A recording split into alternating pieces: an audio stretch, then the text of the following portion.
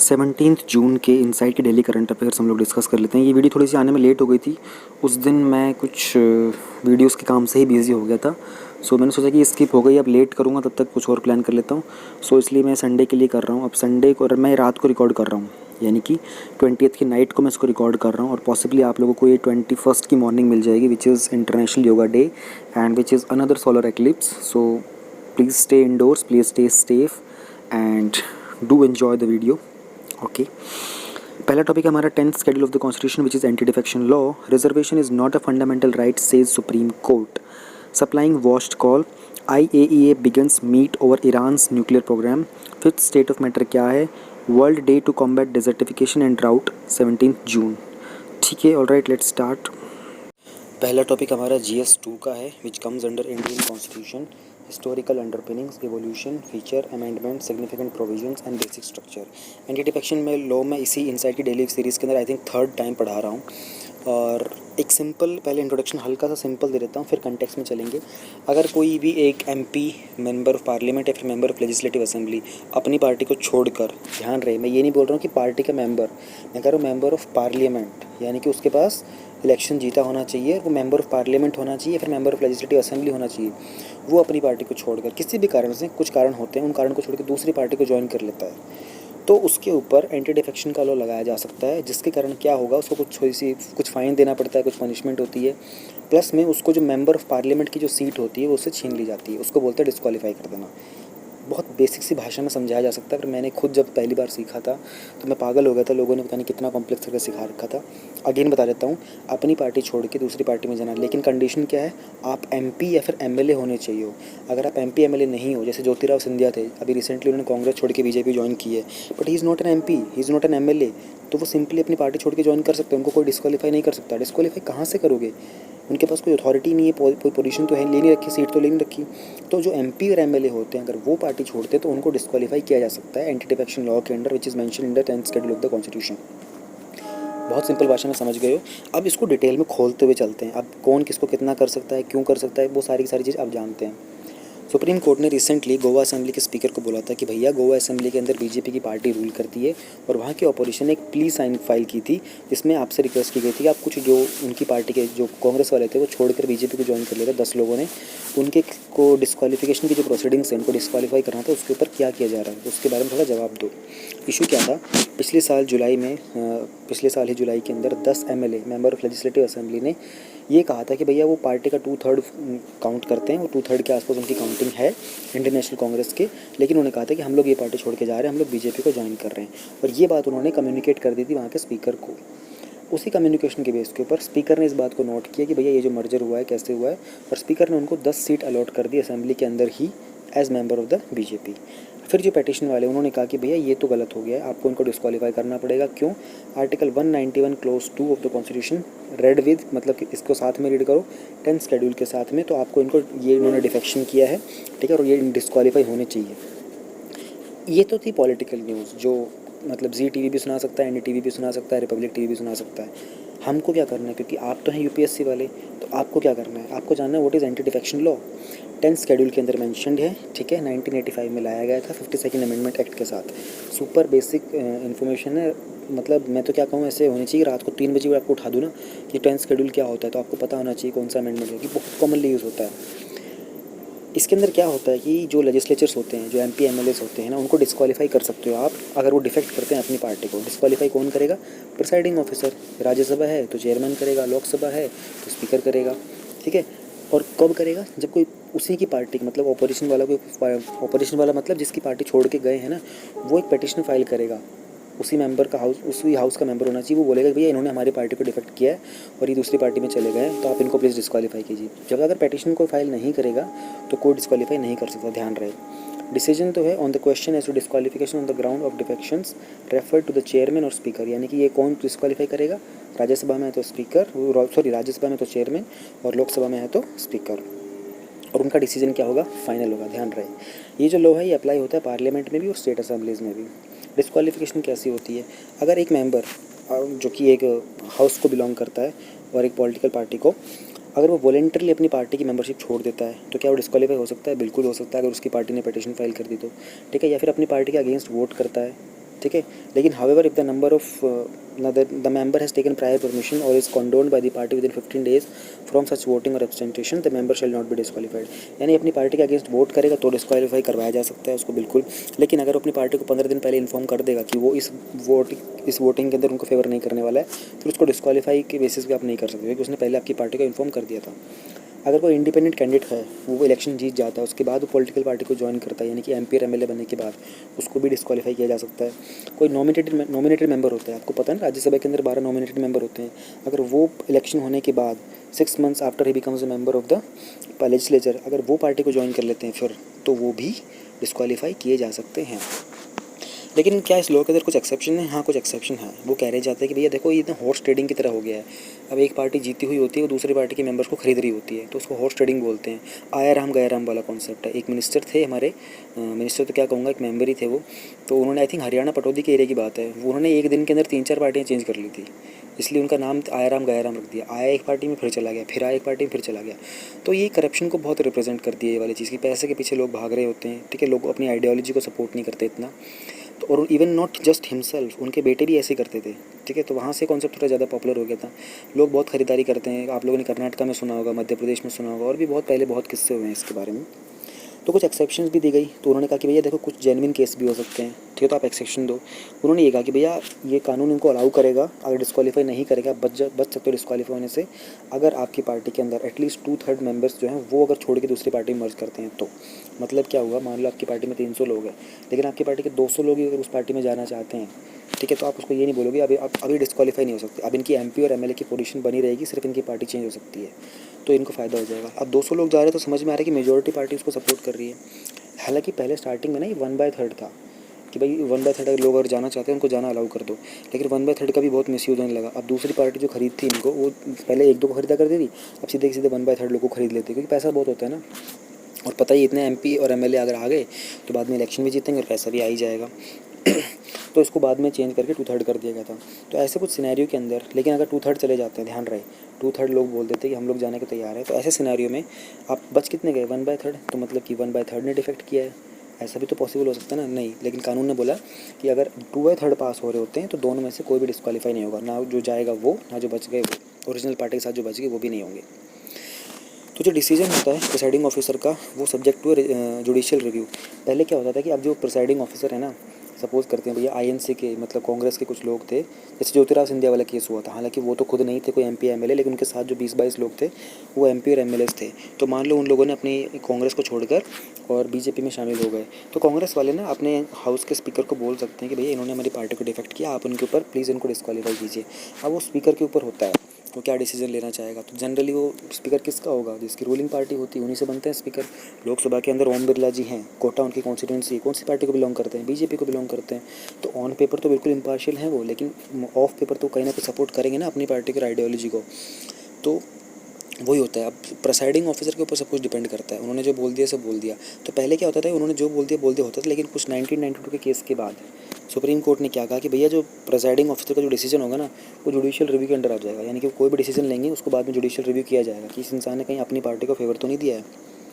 Advantages क्या होते हैं एंटी डिफेक्शन लॉ लाने के, जब आप उनको पावर छीन लेते हो, एमपी और एमएलए की पावर छीन लेते हो, उसका एडवांटेज क्या होता है, पहली बात सरकार के अंदर एक स्टेबिलिटी बनी रहती है, ठीक है। सेकंड बात, जो कैंडिडेट होता है उसकी लॉयल्टी टेस्ट हो जाती है। थर्ड बात, पार्टी का डिसिप्लिन बना रहता है। Fourth part, merger of political parties जो होती है ना, उसको बहुत ही ढंग से वो फैसिलिटेट कर पाता है। Fifth point, expected to reduce the corruption, अगर आप पार्टीज में इंटरचेंजिंग कम होगी तो करप्शन भी बहुत कम होगा।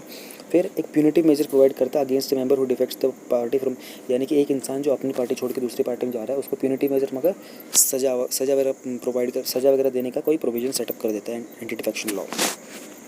कुछ रिकमेंडेशंस हैं जो कि इस चैलेंज को ओवरकम करने के लिए पॉज किए गए थे। एक दिनेश गोस्वामी कमेटी बनी थी इलेक्टोरल रिफॉर्म्स के ऊपर। उन्होंने बताया था disqualification should be limited to the following cases. उन्होंने कहा था डिस्क्वालिफिकेशन को कुछ पर्टिकुलर सिचुएशन के लिए लिमिटेड कर दो, जैसे कि अगर एक मेंबर अपनी पार्टी को छोड़ के जाता है तो, या फिर एक मेंबर वोट करने से मना करता है तो, या फिर अपनी पार्टी का जो विप मोशन होता है उसके अगेंस्ट जाता है तो, political parties could use issue chips only when the government was in danger. अब विप्स क्या होते हैं मैं आपको ये बता देता हूँ। इसका सिंपल सा मतलब होता है कि हर पॉलिटिकल पार्टी ने एक ऑफिशियल को सेटअप करती है, जो जब भी पार्टी को कोई प्रॉब्लम वगैरह हो रही होती है ना, स्पेशली वोटिंग्स को लेकर, कोई अगर अपनी आइडियोलॉजी, पर्सनल आइडियोलॉजी से अगर उसको वोट करना चाहता है और पार्टी की आइडियोलॉजी के अगेंस्ट जा रहा होता है, तो पार्टी एक ऑफिशियल को सेटअप करती है जो उस पार्टी का डिसिप्लिन जो है उसको मेंटेन करने की कोशिश करता है, और अगर उसके अगेंस्ट कोई जाता है तो उसको पार्टी से एक्सपेल कर दिया जाता है। सेकंड जो हमारी रिकमेंडेशन थी वो थी लॉ कमीशन की 170th report, provisions which exempt splits and mergers from disqualification to be deleted. उन्होंने कहा था कि जो स्प्लिटिंग हो रही है और मर्जिंग हो रही है ना पार्टी के अंदर, इस वाले पार्ट को आप हटा दो, इसको डिलीट कर दो, इसको सिर्फ और सिर्फ जो वॉलेंट्री छोड़ता है उसमें रहने दो, और जो ये वोटिंग के अगेंस्ट जाता है उसमें रहने दो। तो इन्होंने कहा था कि जो प्री पोल इलेक्टोरल फ्रंट्स होते हैं ना, उनको ट्रीट करेगी political parties under anti defection. ठीक है, political parties should limit issuance of chips two instances only when the government is in danger. उन्होंने कहा था कि पॉलिटिकल पार्टीज को विप्स तभी इशू करने चाहिए जब उनकी सरकार गिरने की बहुत बड़ी आशंका हो। फिर इलेक्शन कमीशन ने भी कुछ रिकमेंडेशन दिए थे। उन्होंने कहा था कि जो भी डिसीजन लिए जाएंगे ना 10th शेड्यूल के अंदर, वो सारे के सारे प्रेसिडेंट और गवर्नर होंगे, और वो उनकी बाइंडिंग एडवाइस होगी इलेक्शन कमीशन के द्वारा। ठीक है, इलेक्शन प्रीलिम्स की हम लोग बात कर लेते हैं। हम ये टॉपिक इतना इजी है ना कि आप लोगों को आ गया होगा, और हालांकि इस बार आया तो आई थिंक अगली बार जो विजन की सीरीज़ होगी उसमें भी आएगा।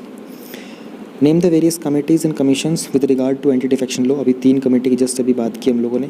कमेटी वर्सेस कमीशन के अंदर क्या डिफरेंस होता है? देखो, बहुत सिंपल सी बात है। कमेटी जो होती है ना, वो इंटरनल रिव्यू पर्पज़ के लिए बनाई जाती है। कमीशन जो बनाया जाता है वो एक्सटर्नल पर्पज़ के लिए बनाया जाता है, यानी कि अगर गवर्नमेंट को अपने विद इन कुछ काम करवाना होगा, कुछ एक्स्ट्रा प्रोविजंस देने होंगे, तो वो कमेटी बनाएंगे। और कमेटी के अंदर क्या होता है कि ना, एक तो लेजिस्लेचर वगैरह यानी कि जो MP MLAs होते हैं ना, इनका ज़्यादातर कॉन्ट्रीब्यूशन होता है। कमीशन की बात करेंगे तो बाहर एक्सटर्नल काम के लिए, पब्लिक के लिए जो काम हो रहा होता है ना, उसके लिए करवाएंगे। प्लस इसमें लेजिस्लेचर ना होकर के ब्यूरोक्रेट्स ज़्यादा होते हैं। ठीक है, decision of the presiding officer versus judicial review 1992 में अपडेट कर दिया गया था। ठीक है, merger versus split of political parties, ये इसने क्या कहते हैं, इलेक्शन, इसकी लॉ कमीशन की 170th रिपोर्ट आई थी, उसमें उन्होंने उसको मना करने की बात की थी। Is anti defection law applicable to the presiding officer?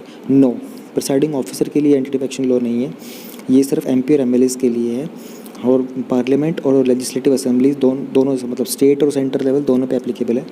Relevant supreme court cases and verdicts, तो इसमें केसेस एंड वर्डिक्ट्स ये वाला पार्ट मैं आपको इसलिए नहीं करवा रहा हूँ क्योंकि बहुत सारे केसेस हैं। अभी आप रिसेंटली कर्नाटका का इशू हुआ था जो पिछले साल की बात है, उसकी वो लिख सकते हो एग्जांपल। ठीक है, इवन ये जो गोवा असेंबली का हम लोग जो ऊपर लिख रहे थे, ये वाला एग्जांपल लिख सकते हो, गोवा असेंबली वाला। प्लस में महाराष्ट्र के अंदर मध्य प्रदेश में हुआ था, वो एग्जाम्पल आप लिख सकते हो। तो there are too many examples. Examine the provisions of anti-defection law. Has this law largely failed to meet its objective? Discuss. Next हमारा GS2 के अंदर टॉपिक कवर होता है, वो होता है रिजर्वेशन को लेकर। काफ़ी कंट्रोवर्शियल टॉपिक रहता है ये, हमेशा कुछ ना कुछ तो इससे बनता ही है। Indian constitution, historical underpinnings, evolution, feature, amendment, significant provisions और बेसिक स्ट्रक्चर, इस टॉपिक के अंदर कवर होता है ये। टाइटल है हमारे टॉपिक का, reservation is not a fundamental right, ऐसा सुप्रीम कोर्ट ने बोला है। ठीक है, तो हमारे उच्च न्यायालय ने ये कहा है भैया कि ये जो रिजर्वेशन है ना, ये जो आप आरक्षण की बात करते हो, ये आपका फंडामेंटल राइट नहीं है। आरक्षण मैंने सही वर्ड यूज़ किया है क्या रिजर्वेशन के लिए? मैं थोड़ा सा डाउटफुल हूँ, हिंदी वाले प्लीज़ मेरी इसमें हेल्प कीजिएगा। रिजर्वेशन के लिए आरक्षण वर्ड सही होता है, कुछ और होता है? आई थिंक आरक्षण ही होता है।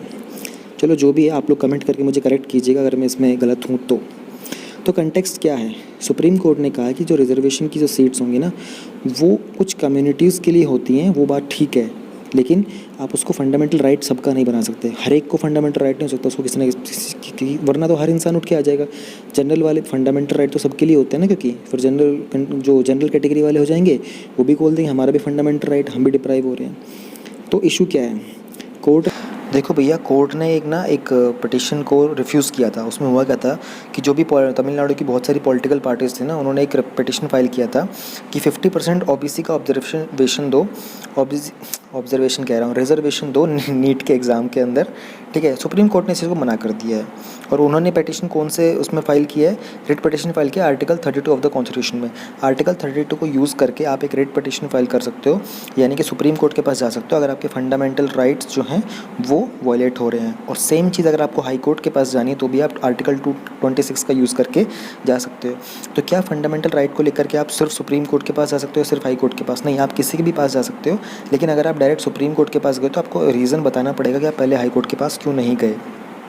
ठीक है, तो उन्होंने एक्यूज़ किया है कि भैया जो सेंटर गवर्नमेंट है ना वो वॉयलेट कर रही है right of the people of the Tamil Nadu to have a fair education, क्योंकि 50% कोटा इनका इंप्लीमेंट नहीं कर रहे बैकवर्ड क्लासेस का, जो कि ऑल इंडिया कोटा सीट्स के अंदर अवेलेबल है मेडिकल और डेंटल रिसोर्स साइंस कोर्सेज के अंदर। सरकार की ऑब्जर्वेशन क्या है, सुप्रीम कोर्ट ने बोला कि रिजर्वेशन जो है फंडामेंटल राइट नहीं है, इसलिए आप आर्टिकल 32 का यूज़ यहाँ पे कर ही नहीं सकते। आर्टिकल 32 क्या है, कॉन्स्टिट्यूशनल रेमेडीज़ का, जिसको heart and soul of the constitution भी बोला गया है। इसलिए किसी को भी कोटा ना देना, ये बेनिफिट्स ना देना, कोई भी फंडामेंटल राइट का वॉल्यूशन नहीं हो रहा है। फिर पेटिशन ने आर्ग्यूमेंट क्या किया, उन्होंने कहा कि भैया आप ऐसी चीज़ को रिजर्वेशन को इम्प्लीमेंट नहीं कर रहे हो तो आप फंडामेंटल राइट को वॉलेट कर रहे हो, मतलब एक दूसरे के ऊपर बस इल्ज़ाम लगाए जा रहे हैं। आगे देखते हैं और डिटेल में क्या है। उन्होंने ऐसा कहा कि जो डायरेक्टर जनरल हेल्थ सर्विसेज के वो फॉलोइंग लॉज के अंडर रिजर्वेशन प्रोवाइड नहीं कर रहे। कौन से laws, Tamil Nadu backward classes, scheduled caste, scheduled tribe, reservation of seats in education institution and appointment of post of the services under the state act 1993। इतना detail में लिखने वाला कोई आएगा ही नहीं आपको, ठीक है, आपको याद नहीं रहेगा, पर लेकिन अभी के लिए पढ़ लो। तो इस एक्ट के तहत 1993 वाले के तहत 50% रिजर्वेशन आपको ओबीसी को देना पड़ता है ऑल इंडिया कोटा के अंदर, 27% रिजर्वेशन आपको ओबीसी कैंडिडेट को देना पड़ता है ऑल इंडिया कोटा के अंदर, अंडर ग्रेजुएट कोर्स के अंदर, पोस्ट ग्रेजुएट मेडिकल कोर्सेज में दूसरे स्टेट्स को, ठीक है, ध्यान रहे अपने स्टेट को और दूसरे स्टेट को। तो कोर्ट का वर्डिक्ट क्या है इस रिजर्वेशन के प्रमोशन के अंदर। फरवरी 2020 में सुप्रीम कोर्ट ने रूल आउट किया था कि कोई फंडामेंटल कोई राइट को यूज़ करके अपना रिजर्वेशन क्लेम नहीं करेगा पब्लिक जॉब्स के अंदर, क्योंकि फंडामेंटल राइट क्या है वो कहीं से भी रिजर्वेशन जो है कहीं से भी फंडामेंटल राइट का कोई लिंक नहीं बनाता है। एडिशनल इन्फॉर्मेशन हम लोग दे देते हैं एक बारी। कॉन्स्टिट्यूशन के प्रोविजंस क्या क्या है रिगार्डिंग रिजर्वेशन, ठीक है। तो बोल रहा है आर्टिकल 15 का क्लोज 4 और आर्टिकल 16 का क्लोज 4, इसके अंदर आप इक्वलिटी प्रोविजंस को सेटअप करते हो, लेकिन सरकार के पास उतनी पावर होती है कि अगर वो किसी को स्पेशल प्रोविज़न देना चाहें, ठीक है, एजुकेशनल इंस्टीट्यूशन में जॉब्स वगैरह फेवर में, स्पेशली बैकवर्ड क्लासेस को, पर्टिकुलरली सुप्रीम शेड्यूल्ड कास्ट को और शेड्यूल्ड ट्राइब को, तो वो दे सकते हैं इन आर्टिकल का यूज़ करके। लेकिन फिर भी फंडामेंटल राइट नहीं बन जाता है। इसको पावर को यूज़ करके गवर्नमेंट कुछ प्रोविज़न सेटअप कर सकती है। आर्टिकल 16A की बात करते हैं तो उसमें आप रिजर्वेशंस सुप्रीम एससीज है ना, मुझे सुप्रीम कोर्ट दिमाग में आता है, शेड्यूल्ड को कास्ट और शेड्यूल्ड ट्राइब के लिए प्रमोशंस के रिगार्डिंग, ठीक है ना। अगर गवर्नमेंट को ऐसा फील होता है कि भैया इनकी कोई एडिक्वेट रिप्रेजेंटेशन नहीं है तो ऐसा किया जा सकता है। इंदिरा साहनी केस था 1992 का, उसमें सुप्रीम कोर्ट ने फिक्स कर दी थी अपर लिमिट कि कंबाइंड रिजर्वेशन, सबकी रिजर्वेशन मिला के टोटल 50% होनी चाहिए, उससे ऊपर रिजर्वेशन नहीं जानी चाहिए। 2019 के अंदर 103rd कॉन्स्टिट्यूशनल अमेंडमेंट एक्ट पास किया गया था, जिसमें उन्होंने 10% रिजर्वेशन इकोनॉमिकली वीकर सेक्शन को दिया था। किस चीज़ में, गवर्नमेंट जॉब में और एजुकेशनल इंस्टीट्यूशन में। फिर बात आ जाती है रिट जुरिस्डिक्शन की। अब रिट क्या होता है, सुप्रीम कोर्ट के अंदर आप आर्टिकल 32 की पावर को यूज़ करके जा सकते हो, और सेम आप आर्टिकल 226 की पावर को यूज़ करके हाई कोर्ट में जा सकते हो अगर आपके फंडामेंटल राइट्स जो हैं वो वॉयलेट किए जा रहे हैं। तो सुप्रीम कोर्ट कुछ रिट्स इशू करता है। अब रिट्स क्या होते हैं, नोटिस होते हैं, ठीक है। मैं आपको इनका शॉर्टकट बताता हूँ, आप शॉर्टकट याद कर लो, PCM हेडक्वार्टर। अब PCM हेडक्वार्टर, ठीक है, या फिर आप CPM हेडक्वार्टर भी कर सकते हो, CPM। अब इसके मैं आपको कनेक्शन बताता हूँ कैसे। पहले PCM देखो, फिजिक्स केमिस्ट्री मैथ हेडक्वार्टर, या फिर पैरासीटामोल हेडक्वार्टर, ठीक है, जो आपको अच्छा लगे। या फिर आप CPM कर लो, CPM तो समझते हो ना, कम्युनिस्ट पार्टी मार्क्सिस्ट वाली, उसके हेडक्वार्टर। ये थोड़ा सा सेंस भी बनता है CPM का हेडक्वार्टर। तो C का मतलब सर्टियोरी, P का मतलब प्रोहिबिशन, M का मतलब मैंडेमस, H का मतलब हीबस कॉर्पस और Q का मतलब क्यू वारंटो। इनके मीनिंग्स क्या होते हैं ये मैं आपको अभी दिखा देता हूँ, 1 मिनट के लिए वेट कर लेना, ठीक है। पार्लियामेंट के पास पार्लियामेंट जो है ना वो अंडर आर्टिकल 2 एम्पावर करता है किसी भी कोर्ट को कि वो रिट्स को इशू करे, लेकिन ऐसा कोई प्रोविजंस अभी तक बनाया नहीं गया है। सुप्रीम कोर्ट इशू कर सकता है रिट एनफोर्स करने के लिए फंडामेंटल राइट, लेकिन जो हाई कोर्ट है ना वो रिट्स को इशू कर सकता है एनफोर्समेंट करने के लिए फंडामेंटल राइट भी, और ऑल्सो कोई भी ऑर्डिनरी लीगल राइट होता है ना उसके लिए भी। तो रिट के मामले में सुप्रीम कोर्ट से ज़्यादा पावर जो होती है वो हाई कोर्ट की होती है। ये बहुत इंपॉर्टेंट पॉइंट है, आपको याद होना चाहिए, ठीक है। मेरे को आपको एक तो रिट बताने थे ना पाँचों के पाँचों, इनका मैंने थोड़ा एक्सप्लेनेशन देख के आपको बता देता हूँ एक बारी, तब तक ये भी क्वेश्चन सॉल्व कर लेते हैं। नीट क्या होता है, नेशनल एंट्रेंस कम एलिजिबिलिटी टेस्ट होता है। ये अंडर ग्रेजुएट और पोस्ट ग्रेजुएट के लिए होता है मेडिकल इंस्टीट्यूशंस के अंदर। MBBS हो गया, MD हो गया, BDS हो गया, MS वगैरह जो भी होते हैं, मुझे मेडिकल कोर्सेज़ की ज़्यादा नॉलेज नहीं है, लेकिन आपको पता होना चाहिए MBBS होता है, MD वगैरह होते हैं उसके लिए। कॉन्स्टिट्यूशन प्रोविज़न क्या है, रिजर्वेशन की कर लिया। ओवरव्यू देना आर्टिकल का 32, 226, 14, 15 और 16 का, ठीक है, ये भी बताता हूँ। रिट्स क्या होते हैं बता दिया है। तो डिफरेंस क्या होती है इनकी, सुप्रीम कोर्ट की हाई कोर्ट की पावर ज़्यादा होती है रिट के मामले में। इंदिरा साहनी केस बता दिए, 50% के ऊपर लिमिट लगा दी गई थी। आर्टिकल 32 को कब सस्पेंड नहीं कर सकते भाई, तो आर्टिकल 32 कॉन्स्टिट्यूशनल रेमेडीज़ है, इमरजेंसी के टाइम पर ही सस्पेंड हो जाता है। उसमें भी एक आर्टिकल हमारा बचता है जो right to life and property वाला, वो इमरजेंसी में भी सस्पेंड नहीं हो सकता।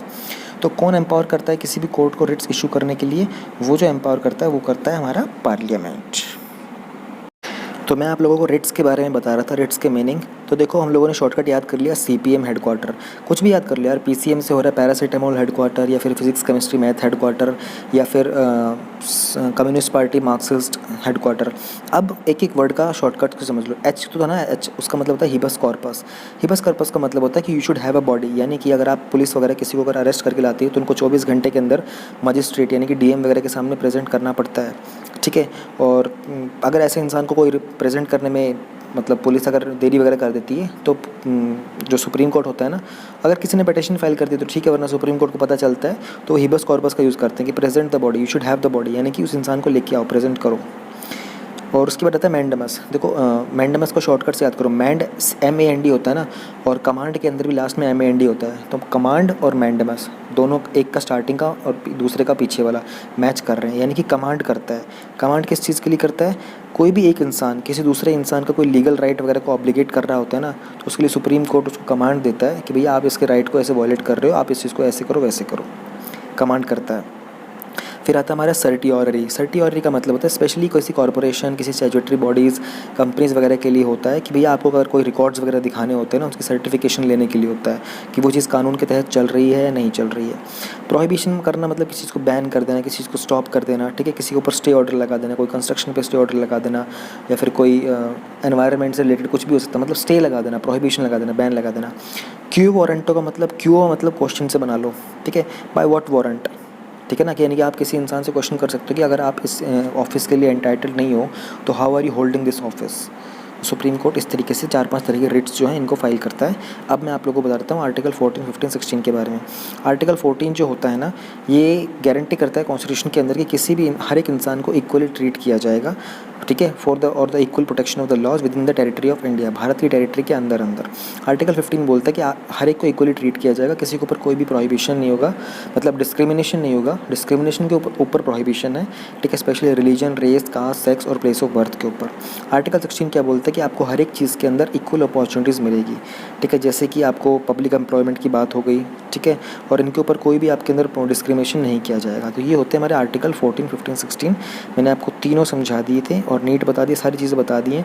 अगले टॉपिक पे चलते हैं, गवर्नमेंट की policies and interventions for the development in various sectors and issues arising out of the design and implementation. Topic का नाम है हमारा सप्लाइंग वॉश्ड कोल, ठीक है, जान लेते हैं इसके बारे में। तो इस टॉपिक के अंदर हम लोग वॉश्ड कॉल के बारे में जानेंगे। तो थोड़ा सा मैं सीक्वेंस चेंज करके बताऊंगा ताकि आप लोगों को आसानी से समझ में आए। जिस सीक्वेंस में लिखा है ना आपको ढंग से समझ में नहीं आएगा, ठीक है। 2016 के अंदर सरकार ने एक ऑर्डर निकाला था कि जो कोयला होगा ना उसका मैंडेटरी कर दिया था कि जो कोयला जहाँ से भी ट्रांसफ़र होगा उसका थर्मल पावर पॉइंट जो पावर प्लांट है ना, अगर वो 500 किलोमीटर से आगे तक होगा तो उसको आपको वॉश करने के बाद ही वहाँ तक पहुँचाना होगा, ठीक है। कुछ क्लाइमेट चेंज के रिलेटेड कुछ कमिटमेंट्स थी उसी बात को लेकर, ठीक है। अभी रिसेंटली गवर्नमेंट ने उसी एनवायरनमेंट एक्ट को वापस चेंज कर दिया है कि अब ज़रूरी नहीं है कि आप जो कोल होगा उसको वॉश करके ही वहाँ तक पहुँचाओगे, ठीक है। इशू क्या है, कुछ एक्सपर्ट्स ने अभी जो अमेंडमेंट किया उसको अपोज किया। उन्होंने कहा कि भैया ये जो आपने नोटिफिकेशन निकाली है ना, तो जो भी लिमिटेड प्रोग्रेस हुई थी ना पॉल्यूशन को रिड्यूस करने के लिए कोल वगैरह को, वो फिर से वापस की वापस हो जाएगी। तो प्लीज़ उस जो हम लोगों ने पॉल्यूशन को रिड्यूस करने के लिए कुछ मैंडेट्स बताए थे, प्लीज़ उनको फॉलो कीजिए, यानी कि कोल को वॉश करके और फिर थर्मल पावर पॉइंट्स तक पहुँचाइए अगर वो 500 किलोमीटर से बियॉन्ड हैं। तो हम लोग सारा कुछ जानेंगे कि धोने वोने का क्या सिस्टम है, रैशनल क्या है मैंडेटरी वॉशिंग रिक्वायरमेंट का। 2014 जनवरी ऑनवर्ड से एनवायरमेंट मिनिस्ट्री जो है इस चीज़ पे काम कर रही थी कि प्रोग्रेसिव रिडक्शन हो, ठीक है ना, जो डिस्टेंस कवर करता है अनवॉश्ड कॉल उसके लिए, कीपिंग इन व्यू जो अल्टीमेटली जो ऑल कॉल्स है ना जो डिस्टेंस पे सप्लाई माइंस के लिए हैं उन सबको धो के जाना चाहिए, और 34% ऐश लिमिट होनी चाहिए उसकी। ये इसलिए किया जा रहा था कि जो धुला हुआ कोल होता है ना उससे ये कहा रहा था कि कुछ एमिशन कंट्रोल भी होता है, प्लस में कुछ पॉल्यूशन में रिडक्शन होता है, ठीक है। प्लस जो धुला हुआ कोल होता है ना उसकी एफिशिएंसी ज़्यादा होती है, ठीक है, और जो क्वालिटी होती है ना उसकी ऑफ द ड्राई फ्यूल वो भी ज़्यादा होती है। एक थ्योरी के मुताबिक जो कोल वॉशिंग होती है ना वो सबके लिए बहुत अच्छी होती है। थर्मल पावर प्लांट्स के लिए उनको थोड़े से कम ऑपरेशनल प्रॉब्लम्स झेलने पड़ते हैं, ठीक है, due to poor coal quality. तो अगर पुअर कोल क्वालिटी यानी कि अगर पहले धुला हुआ नहीं होता है तो उनको ज़्यादा प्रॉब्लम होती है, धुल के जाता है तो उनकी प्रॉब्लम कम हो जाती है। कंबशन जो होती है ना वॉश्ड कोल की वो बेटर होती है एमिशंस के लिए और लोकल पॉल्यूशन पर्सपेक्टिव को ध्यान में रखते हुए। And the unnecessary transport of large amounts of ash, यानी कि उसके साथ जो बहुत सारी राख वगैरह भी जा रही होती है ना उसका भी खर्चा बच जाता है, और जो नॉन कंबस्टिबल मटेरियल होता है ना वो मिनिमाइज़ हो जाता है। तो ये सब के सब चीज़ें क्यों करी जा रही थी? प्रोटेक्शन ऑफ एनवायरनमेंट को ध्यान में रखते हुए की जा रही थी। प्रेजेंट गवर्नमेंट ने डिसाइड किया कि भैया अभी वॉशिंग वाली चीज़ को ना हटा देंगे। क्यों हटा देंगे? उन्होंने एग्री किया है कि जो कोल को वॉश करने से एमिशन में रिडक्शन होता है, ठीक है। पावर मिनिस्टर ने कहा है कि जो कोल जो रिजेक्ट होता है ना वॉशरी वगैरह से, वो कहीं ना कहीं से फिर घूम फिर के ना मार्केट में पहुँच जाता है, ठीक है, तो वहाँ से पॉल्यूशन करता ही है वो। उन्होंने कहा कि भैया वॉशिंग ऑफ कोल जो है ना इससे आपका जो इंटेंडेड ऑब्जेक्टिव है ना, जो मंशा है एनवायरनमेंट को प्रोटेक्ट करने की, वो ऐसे पूरी नहीं होने वाली है, ठीक है। आप सिर्फ जो पॉल्यूशन होता है ना उसको लोकलाइज कर लेते हो कोल माइंस के आसपास, लेकिन वो उधर से घूम फिर के जब कहीं और जाता है ना तो वो डिस्ट्रीब्यूट हो जाता है लार्ज एरियाज़ के अंदर। उन्होंने ये भी पॉइंट आउट किया कि जो प्रोसेस होता है ना कोल वॉशिंग का ये बहुत कम्बरसम और कॉस्टली होता है। कम्बरसम मतलब लार्ज, हैवी, टाइम कंज्यूमिंग होता है और बहुत कॉस्टली भी होता है, ठीक है ना। It also leads to reduction, और इतना धोने के बाद ना जो कोल की कैलोरीफिक वैल्यू होती है वो भी कम हो जाती है। तो हमारे पास ऑप्शन क्या है? पावर मिनिस्ट्री ने instead batted for the pollution control technologies at power generation units. उन्होंने कुछ नई टेक्नोलॉजीज़ के बारे में बात की है, कुछ इंस्टॉल कर दी हैं, कुछ इंस्टॉल की जाएंगी, कुछ नई गाइडलाइंस बता चुके हैं, कुछ और गाइडलाइंस बताएंगे, क्योंकि ऑब्वियसली बात आपको सॉल्यूशन तो देना ही पड़ेगा। अंडर द गाइडलाइंस जो सीपीसीबी है उन्होंने plants with those 50 gigawatt of thermal power capacity, जिनकी भी 50 गीगावाट की थर्मल पावर कैपेसिटी, उनको बोल दिया है कि भैया एमिशन कंट्रोल सिस्टम लगाओगे, कंपलसरी कर दिया है। फिर it would be beneficial to use raw coal instead of washed coal. तो जो कच्चा कोयला होता है उसको इस्तेमाल करना ज़्यादा अच्छा था, अदर देन आप उसको धोते हो, टाइम वेस्ट हो रहा है, पैसा बहुत लग रहा है, उससे रिजल्ट इतने ज़्यादा अच्छे नहीं निकल रहे हैं, ठीक है ना। सुपर क्रिटिकल टेक्नोलॉजी का यूज़ करने की बात की गई पावर प्लांट्स के अंदर। जो टेक्नोलॉजिकल इंप्रूवमेंट आया है ना उससे क्या होता है कि एमिशंस को कम कर सकते हो, ठीक है ना। और जो अनवॉश्ड कोल होता है ना उसको भी आप एफिशिएंटली ही यूज़ कर सकते हो, और इकोनॉमिकली यूजिंग वॉश्ड कोल, जिसके कारण जो पावर जनरेशन होती है ना वो भी कॉस्टलियर होती है। थोड़ा सा ये ग्राफ इन्होंने दे रखा है, हालांकि ये कुछ खास काम का है नहीं आपका, बट स्टिल आप देख लो इंडिया की जो डोमेस्टिक कोल कंजप्शन, प्रोडक्शन और प्रोडक्शन टारगेट, क्योंकि इतना कुछ आपको याद रहेगा नहीं, आप ये याद कर सकते हो 2005 के अंदर वो 400 मिलियन मेट्रिक टन थी, और 2020 का जो टारगेट है वो पहुँच चुका है हमारा कोल इंडिया लिमिटेड तक का, और बाकी सबका मिला के टोटल 1600 के आसपास, यानी कि 1500 आप मान सकते हो, 1500 मिलियन मैट्रिक टन। इतना डेटा आप याद रख सकते हो। Important international institutions, agencies and फोरा, उनका स्ट्रक्चर मैंडेट क्या है? IAEA ने बिगिन कर दी है अपनी begins meet over Iran's nuclear program. Iran का जो न्यूक्लियर प्रोग्राम था उसके ऊपर IAEA जो कि होता है इंटरनेशनल एटॉमिक एनर्जी एजेंसी, उन्होंने कहा है कि भैया ये बहुत बड़ा सीरियस कंसर्न है, ये ईरान ने कोऑपरेट करने से मना कर दिया है। जो भी उनके अनडिक्लेयर्ड न्यूक्लियर मटेरियल है ना कंट्री में, उनके अंदर जो जांच पड़ताल होनी थी उसके रिगार्डिंग ऑब्जर्वेशन क्या है IAEA की? ईरान ने अपने जो उनके IAEA के 2 इंस्पेक्टर्स को परमिशन नहीं दी है, 2 इंस्पेक्टरों को नहीं कह रहा, 2 जगह पर ऊपर इंस्पेक्टर्स को जाने की परमिशन नहीं दी है। फिर ईरान ने कुछ उनके सवालों के भी जवाब नहीं दिए थे, ठीक है, स्पेशली जो उनका अनडिक्लेयर्ड न्यूक्लियर मटेरियल है ना, ईयर 2000 से लेकर और अभी तक जो एग्जिस्ट भी कर रहा है। फिर सडनली बहुत ज़्यादा जंप देखा गया था ईरान के अंदर, जो वो न्यूक्लियर फ्यूल का स्टॉक पाइल था ना उनका, 2015 के एक्ट के अकॉर्डिंग भी जो परमिटेड था उसके बियॉन्ड भी उनका यूज़ किया जा रहा है। फिर Iran has reduced its compliance with the nuclear deal in response to sweeping US sanctions. तो US सैंक्शन से भी बचने के लिए और US सैंक्शंस का मिसयूज़ करते हुए ईरान ने कुछ रिड्यूस किया, यानी कि अपनी जो तालमेल है, जो बातचीत है, उन सब में कुछ कमी दिखाइएगी, यानी कि जो इंटरनेशनल लॉज वगैरह हैं उनके साथ अलाइन नहीं किया है। इसके बाद क्या होता है? अगर ईरान फेल करता है अपने आंसर्स IAEA के क्वेश्चंस को करने में, तो एक इशू जो होगा ये UNSC को भेजा जाएगा, यूनाइटेड नेशन सिक्योरिटी काउंसिल को, जिसने पहले भी ईरान के ऊपर इसी तरीके से सैंक्शन लगा दिए थे। हाउएवर, लेकिन जो परमानेंट मेंबर्स हैं सिक्योरिटी काउंसिल के, रशिया और चाइना, ठीक है, वो पब्लिकली ईरान को सपोर्ट करते हैं, क्योंकि ईरान को US अगेंस्ट में है और US और रशिया और चाइना US के अगेंस्ट में है। तो मतलब दुश्मन का दुश्मन दोस्त और दोस्त का दुश्मन दोस्त। नहीं, क्या कह रहा हूँ मैं, मेरे को डायलॉग बोलना नहीं आ रहा सही से, तुम बात समझ गए ना। दुश्मन का दुश्मन जो होता है वो दोस्त होता है। हाँ ठीक है, ऐसे ठीक है, आप समझ जाया करो भावनाओं को, मैं ज़्यादा नहीं समझाऊंगा। तो रशिया और चाइना जो कहीं ना कहीं ईरान को सपोर्ट इसलिए कर देते हैं क्योंकि ईरान और रशिया और यूएस की बनती नहीं है, और रशिया और चाइना के पास वीटो पावर तो है यूएनएससी के अंदर, ठीक है। तो why this oversight is necessary. जो सस्पेक्टेड वर्क है ना यूरेनियम मेटल डिस्क का, जिसके कारण विच कुछ भी use as a nuclear weapon component, specially neutrons के ऊपर, ठीक है ना, और जिसके कारण एक न्यूक्लियर इम्प्लोजन भी हो सकता है। Point to the Iranian work on a neutral initiator for nuclear weapons test और न्यूक्लियर वेपन्स डिवाइस। ईरान का जो स्टॉक पाइल है ना एनरिच यूरेनियम का, वो अराउंड 50% बढ़ गया है फरवरी से लेके, यानी कि 1572 किलोग्राम हो गया, यानी कि फरवरी के आसपास कितना था, 1000 kg के आसपास था। तो इसके कारण क्या होगा कि ईरान का जो स्टॉक पाइल है ना न्यूक्लियर फ्यूल का, वो उनकी लिमिट के बियॉन्ड चला गया, और लिमिट क्या थी, 202 किलोग्राम के आसपास, जो कि 2015 के न्यूक्लियर अकॉर्ड के अंदर थी। With 1000 kilogram of low enrich uranium, Iran के पास बहुत ही इनफ मटेरियल है एक सिंगल बॉम्ब बनाने के लिए। स्पेशली इसमें टाइम कितना लग सकता है, एक्सपर्ट के मुताबिक 3 महीने का टाइम लग सकता है। कैन JCPOA भी री इंस्टीट्यूट। JCPOA क्या है, देखो joint comprehensive plan of action, ये P5+1 था, यानी कि P5 मतलब जो परमानेंट 5 मेंबर्स हैं ना यूएनएससी के, वो +1 यूरोपियन यूनियन, इन्होंने मिलकर बनाया था कि ईरान के साथ कि हम लोग आपके ऊपर से रेस्ट्रिक्शन वगैरह हटा देंगे और आपको कुछ इन्वेस्टमेंट मिलेगा, फंड वगैरह भी मिलेगा डिफरेंट पर्पजेज़ के लिए, आप रिसर्च वगैरह चालू कर सकते हो। लेकिन इसी को ईरान न्यूक्लियर डील बोला गया था, JCPOA को ही। तो उन्होंने ये बोला था कि भैया आप जो हैं ये न्यूक्लियर वेपन्स वगैरह का जो स्टॉक पाइलिंग वगैरह है, प्लस इसमें बॉम्ब वगैरह बनाना, ये सब आप बंद कर दो। तो ये बात तो बहुत क्लियर है कि जो 2015 का JCPOA तो उसको, उस डील को तो क्या कहते हैं, ईरान जो बार बार डिनाई करता आ रहा है, और इसको भी फिलहाल से अप्लाई कर भी नहीं सकते, ठीक है ना। और ईरान ने अब इतनी सिग्निफिकेंट प्रोग्रेस बना ली है पिछले 2 सालों के अंदर स्पेशली, कि वो किसी भी एग्रीमेंट को वॉलेट कर सकता है बहुत easily. Simple return to the JCPOA और with it sunset clauses. Sunset clauses क्या होता है आपको पता होना चाहिए। सनसेट प्रोविजन जहाँ भी रहता है, बेसिकली आप इस एक लॉ जो होता है कहीं किसी पर्टिकुलर डेट के आसपास सीज टू एग्जिस्ट, यानी कि वहाँ पे वो काम करना बंद कर देता है, तो उसके बाद कोई रेस्ट्रिक्शन वगैरह होते हैं वो काम नहीं करते हैं। तो उन्होंने कहा कि भैया अगर फिर से वो लगाएंगे, फिर 3 साल का टाइम मिलेगा रिस्ट्रिक्शन वगैरह का, एनरिचमेंट का, दोबारा से ईरान को फिर से इनको पैसे वैसे देंगे। और उन्होंने कहा था कि इस बात की बहुत गारंटी है कि ईरान की मिलिट्री है ना इतनी देर के अंदर, बहुत शॉर्ट पीरियड में अपने आप को फुली न्यूक्लियर कैपेबल बना लेगी, ठीक है ना।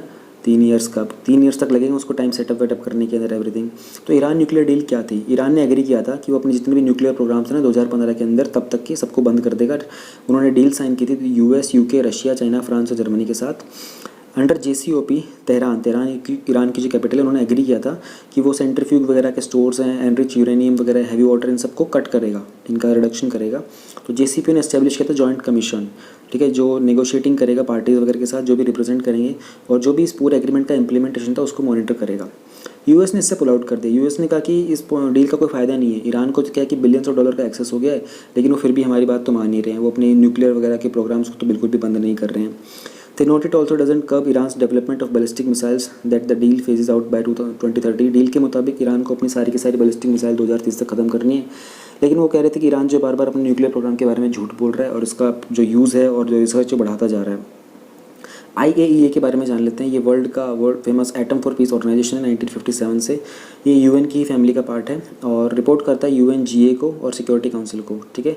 इसके हेडक्वार्टर वियना ऑस्ट्रिया के अंदर। फंक्शन क्या है, ये वर्क करता है अपने मेंबर स्टेट्स के साथ, मल्टीपल पार्टनर्स के साथ वर्ल्ड वाइड, और प्रमोट करता है सेफ, सिक्योर और peaceful use of nuclear technologies. It also seeks to promote the peaceful use of nuclear technology and also inhibit the use of any military purpose including nuclear weapons. Basically nuclear weapons का use कहाँ करना है, किस country के ऊपर limitation लगानी, restriction लगानी, किसकी चेकिंग करते रहना है, इन्वेस्टिगेशन करते रहना है, मिलिट्री वेपन्स, इस तरह जो कंट्रीज़ हैं मिलिट्री के न्यूक्लियर वेपन्स को रिड्यूस करें, इन सब चीज़ों को लेकर IAEA का फंक्शन होते हैं। इसकी कंपोजिशन बहुत इंपॉर्टेंट होगी। 22 मेंबर स्टेट्स हैं इसके अंदर, ठीक है। Must represent a stipulated geographic diversity, ध्यान रहे। इलेक्ट करते हैं उनको जनरल कॉन्फ्रेंस, जिसमें 11 मेंबर होते हैं हर साल, 2 साल के लिए किया जाता है। 10 मेंबर स्टेट जो होते हैं उनको नॉमिनेट किए जाते हैं आउटगोइंग बोर्ड से। जो बोर्ड मेंबर्स होते हैं, ठीक है, उनको सबको एक वोट मिली होती है। Recommendations on the general conference on IAEA activities and budget, ठीक है। रिस्पॉन्सिबल फॉर पब्लिशिंग IAEA के स्टैंडर्ड्स वगैरह, स्टैंडर्ड यानी एक लिमिट सेटअप करने की बात की जाती है। Responsible making most of the policy of the IAEA, policy बनाते हैं, अपॉइंट करते हैं डायरेक्टर जनरल को, ठीक है। प्रोग्राम क्या क्या होते हैं इसके, 1 2 3 4 प्रोग्राम्स के आपको इसके नाम याद होने चाहिए। Programme for action for cancer therapy PACT, human health programme, water availability enhancement project और international project on innovative nuclear reactors and fuel cycles 2000। हाँ, 4 प्रोग्राम के नाम आपको सच में बहुत याद होने चाहिए क्योंकि ये प्रीलिम्स के अंदर पूछे जा सकते हैं। इसके बाद हम लोग बात कर लेते हैं जीएस पेपर 3 का ही टॉपिक है। Topics covered science and tech development and their application, effects in everyday life, achievements of Indians in science and tech, indigenization of technology and developing new technology. Fifth state of matter क्या होता है? 3 state of matter आप लोगों ने बहुत generally सुनेंगे ना, solid, liquid, gas. Solid को थोड़ा सा हीट करो तो लिक्विड बनता है, लिक्विड को थोड़ा सा हीट करो तो गैस बनता है, गैस को फर्दर और ज़्यादा हीट करते हो तो बनता है plasma, which is fourth state of matter.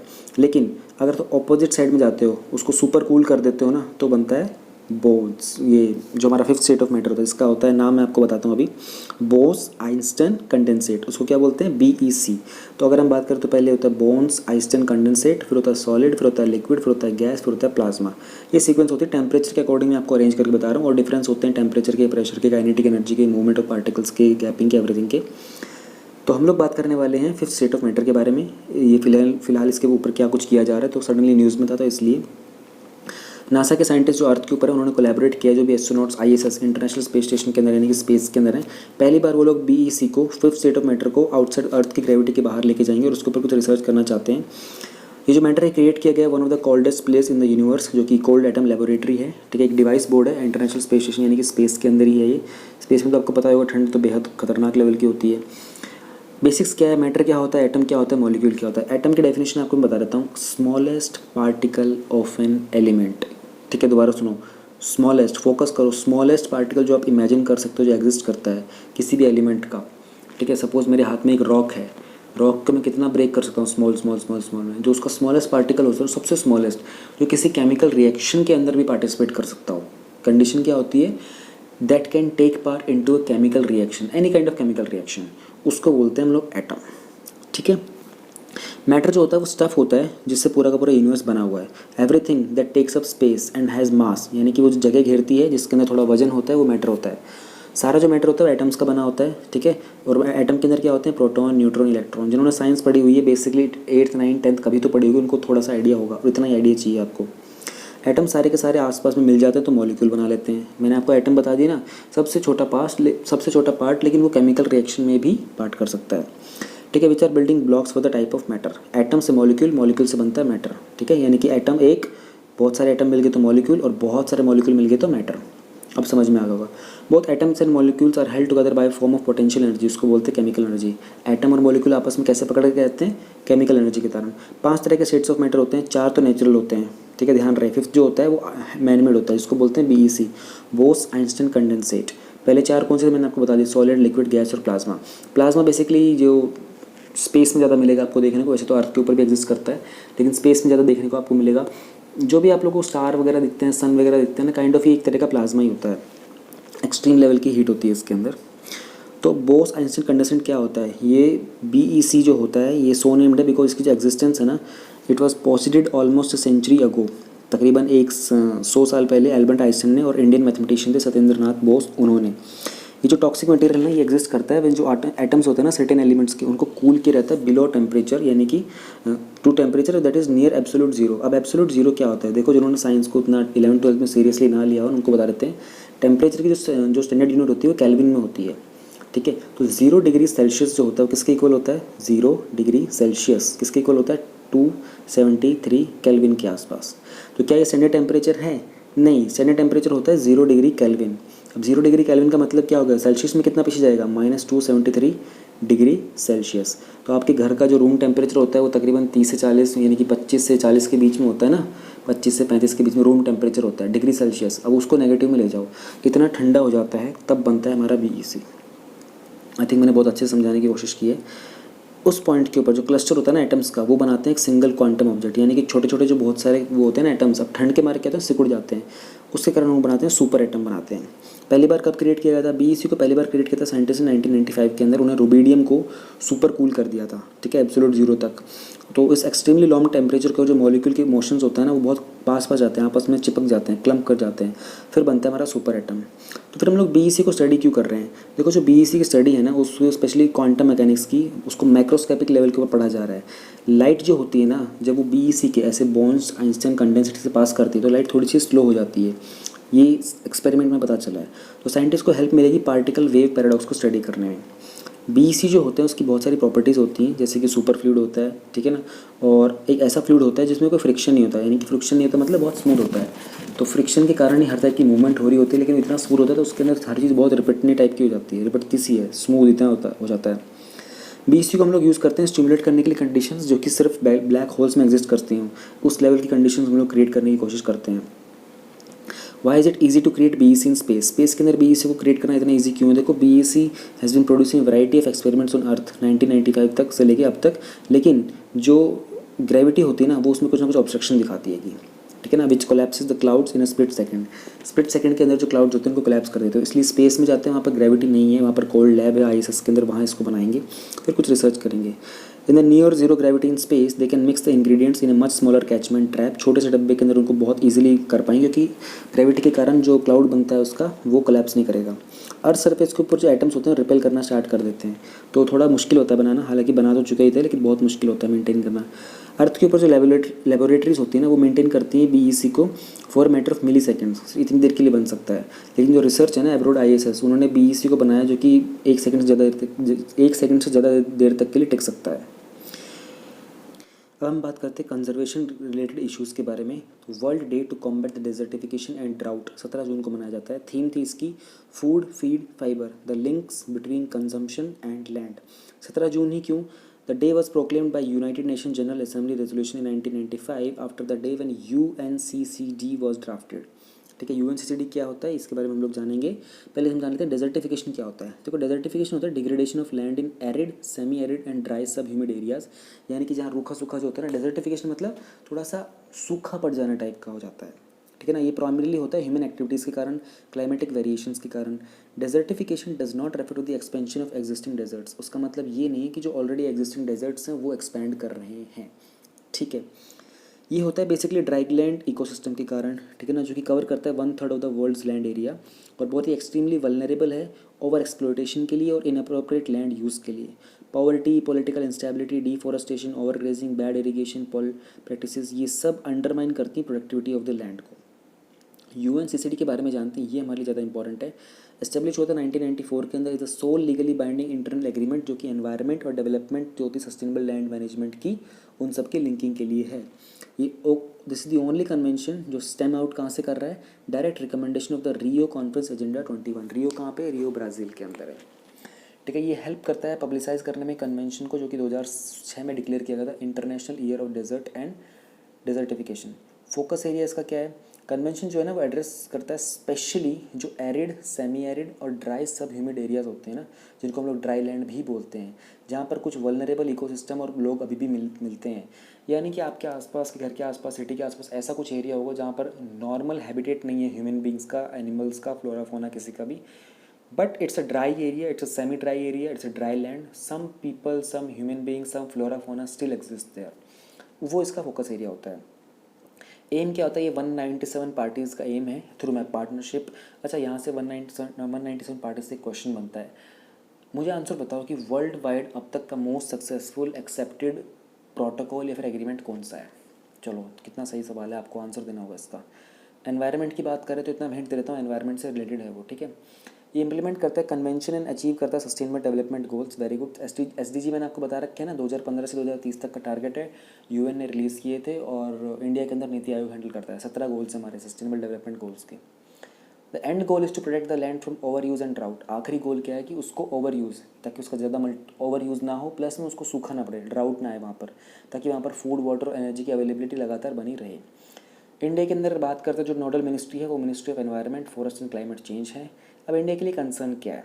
India ने विटनेस किया है कि जो इंक्रीज़ हुआ ना डेजर्टिफिकेशन लेवल के अंदर, 29 में से 26 स्टेट्स के अंदर 2003 से 5 में, 2011 से और 2013 तक। देखो, 29 स्टेट इसलिए बोल रहा है क्योंकि 2013-14 तक के फिगर की बात कर रहा है, ठीक है। और अभी की बात करते तो हमारे पास 28 स्टेट है, तो थोड़ा सा डेटा इन्होंने आई थिंक पुराना दिखाया है। More than 80% of the countries degraded जो लैंड है वो सिर्फ 9 स्टेट्स में। कौन से ये आपको पता होना चाहिए, बिल्कुल पता होना चाहिए, याद होना चाहिए। राजस्थान, महाराष्ट्र, गुजरात, जम्मू कश्मीर, कर्नाटका, झारखंड, उड़ीसा, एमपी, तेलंगाना, ठीक है। तो टॉप 3 डिस्ट्रिक्ट्स है ना जिनमें जो हाईएस्ट एरिया डेजर्टिफिकेशन और लैंड डिग्रेडेशन का, वो है जैसलमेर राजस्थान में, ठीक है, जहाँ पर 92.96% था 2011-13 में, 98% हो गया था 2003-05 में। लाहौल स्पीति हिमाचल प्रदेश के अंदर है, 80% से 2011-13 में था, 80% थोड़ा सा उसके आसपास ज़्यादा था उससे 2003 और 5 में। कारगिल पड़ता है जम्मू कश्मीर में, वो भी डेजर्टिफिकेटेड एरिया है। अब आपको एरिया का नाम सुन के याद आ रहा होगा ना, स्पीति वैली सूखी है, जैसलमेर सूखा हुआ है, और ये कारगिल का एरिया सूखा हुआ है बिल्कुल। तो मेन रीज़न क्या होता है डेजर्टिफिकेशन के इंडिया के अंदर? पहली बात वाटर इरोजन, बहुत ही अच्छा डेटा है, बहुत ही खूबसूरत डेटा है, आपको ये याद होना चाहिए, अच्छे से नोट डाउन कर लो इसको। विंड इरोजन होता है, ह्यूमन मेड सेटलमेंट्स होती हैं, वेजिटेशन डिग्रेडेशन होता है, सैलिनिटी होता है, अदर्स होता है। ये बहुत ही अच्छा डेटा है, बहुत अच्छा डेटा है, प्लीज़ इसको नोट डाउन करके रख लो। मेन्स लिंक में differentiate between land degradation and desertification, discuss the impact of desertification on ecology. ठीक है, हो गया हमारा, that's it, we are done with this video. Thank you very much, tata bye bye.